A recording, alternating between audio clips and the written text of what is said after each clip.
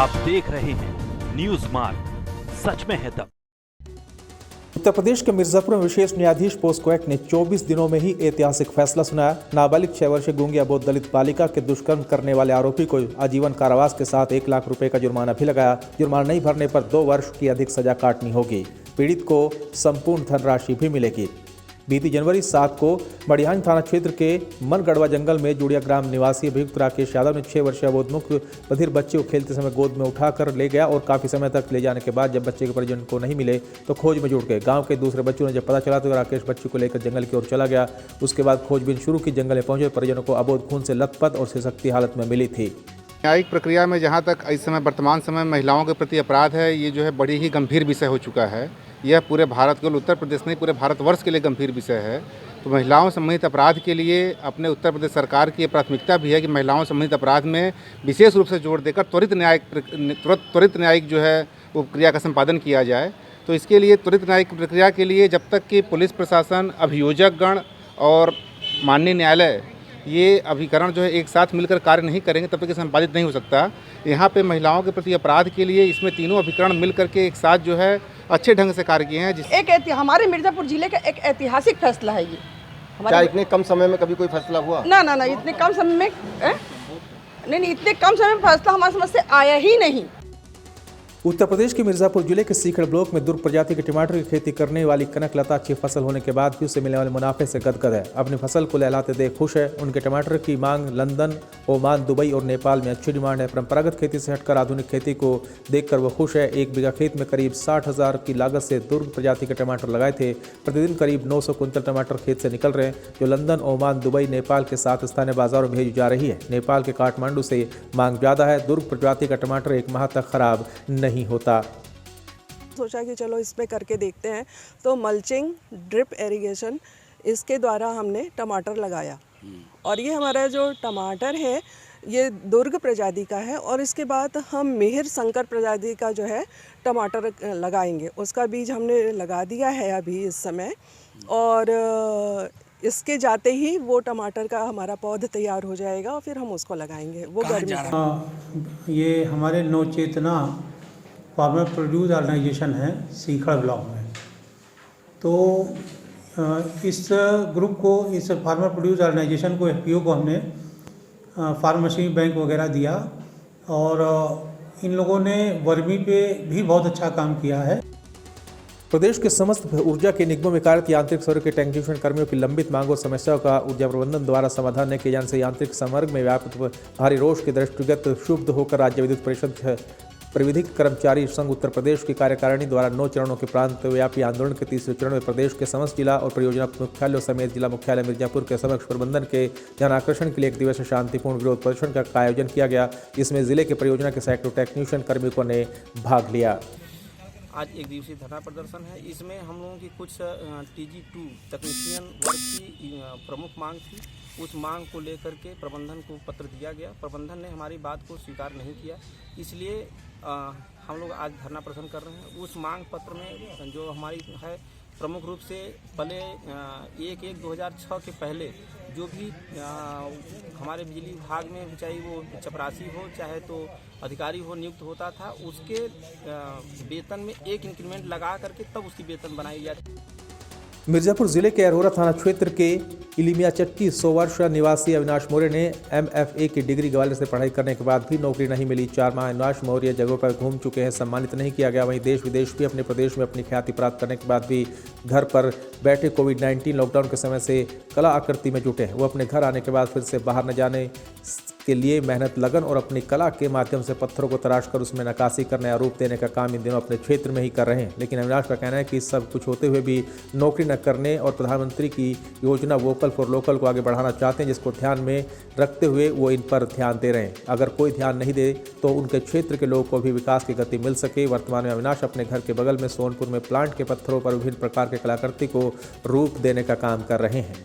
माननीय प्रधानमंत्री जी का लोकल फॉर ग्लोबल का उद्देश्य है, इसको हम लोग मिलकर साकार करें, जिससे इस काम को करने से हमें और हमारे कारीगरों को रोजगार मिल सके।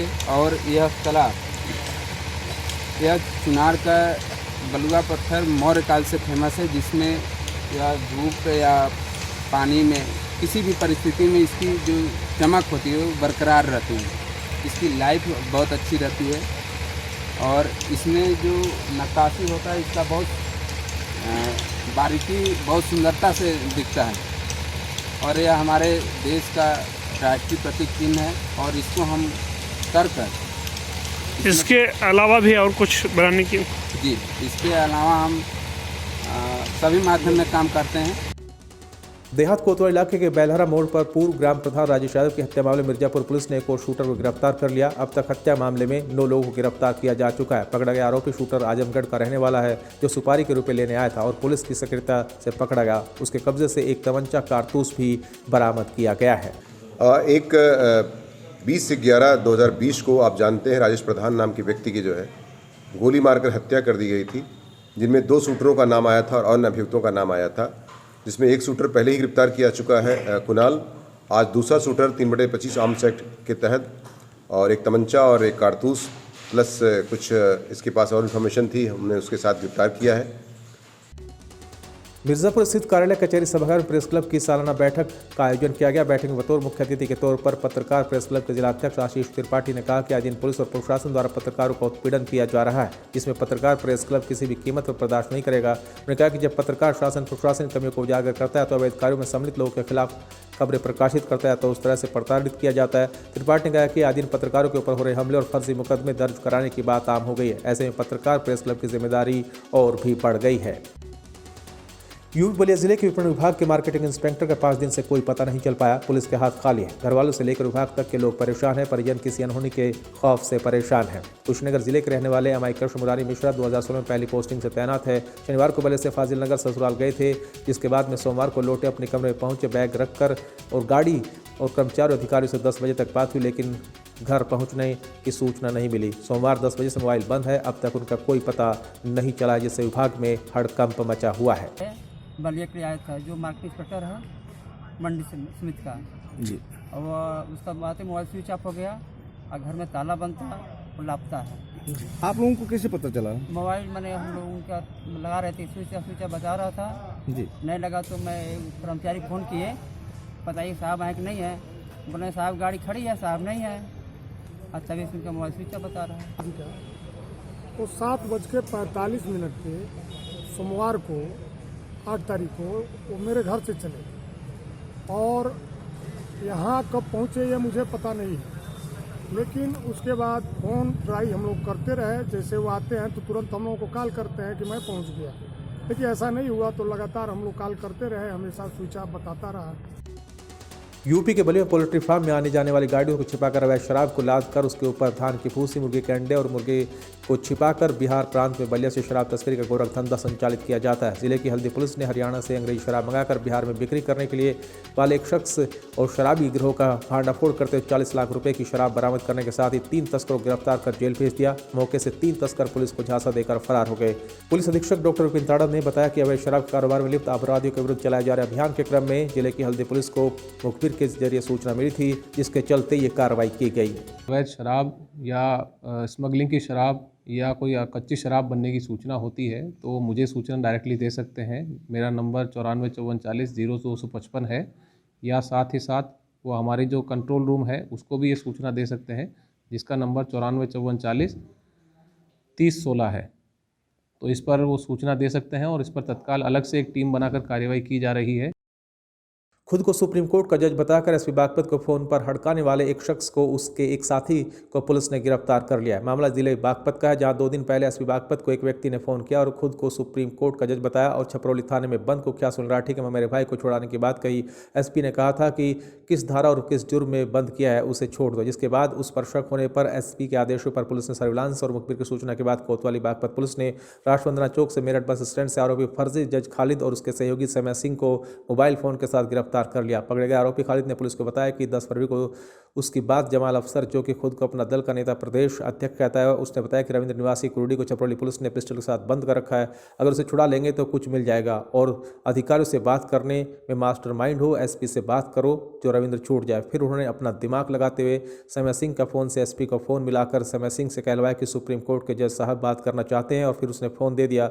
एसपी बागपत ने कहा कि सुप्रीम कोर्ट के जज बोल रहे हैं और रविंद्र को छपरौली थाने में किस मामले बंद कर रखा है, उसका क्या दोष है, उसे छोड़ दीजिए। और ये अपने निजी लालच में आकर ऐसा किया। हालांकि पुलिस ने हिरासत में लेकर पूछताछ शुरू कर दी है। सीयूजी पर एक कॉल आई थी जिनमें उनके द्वारा बताया गया था कि मैं सुप्रीम कोर्ट का जज बोल रहा हूं और थाना छपरौली में एक रविंद्र जो आर्म्स एक्ट में बंद था, उसको आपने किस धारा में किस जुर्म में बंद किया है, आप उसको छोड़ दीजिए।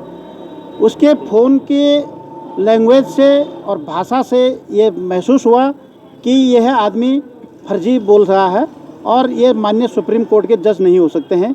इस पर तत्काल इंक्वायरी की गई, इस नंबर को ट्रेस किया गया, नंबर से पता करने के बाद इसको तलाश किया गया।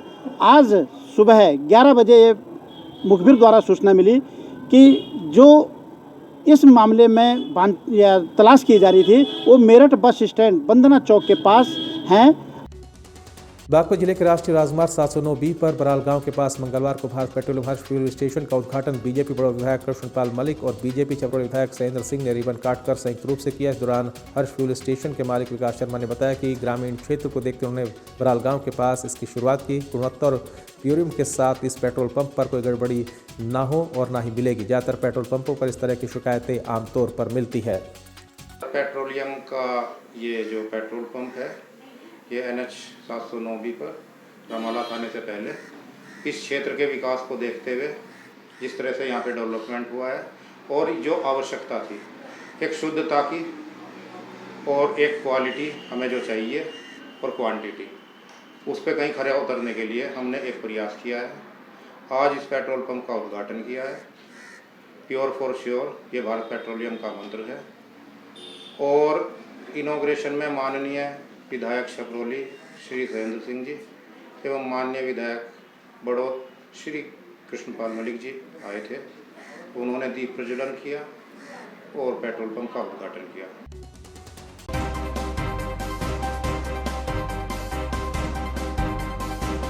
आप देख रहे हैं न्यूज़ मार्ग, सच में है दम।